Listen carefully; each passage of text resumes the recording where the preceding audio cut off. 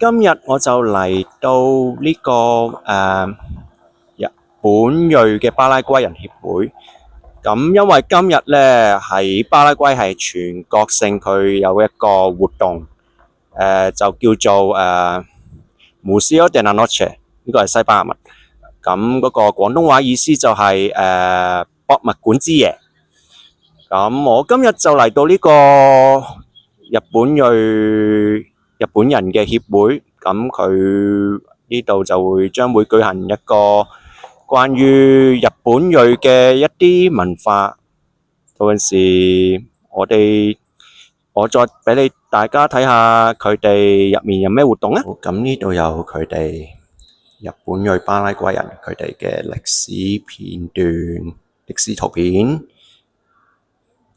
呢個地圖就可以見到佢哋每段地方，從阿根廷、巴拉圭同埋巴西，佢哋每個站、每個地方係去身處喺唔同嘅南美地方。呢度仲有好多佢哋嘅以前嗰啲生活照。喺呢度你就會見到佢哋以前嗰啲一啲生活嘅日常用品。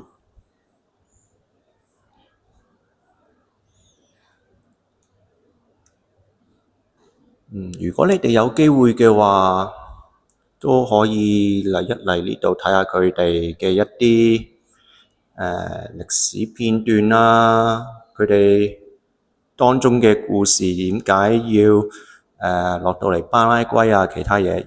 咁佢哋通常都會有時佢有一啲日本裔嘅文化交流。咁如果有機會嘅話，可以嚟一嚟參觀下。仲有幾分鐘之後呢，我就將會喝一喝茶道。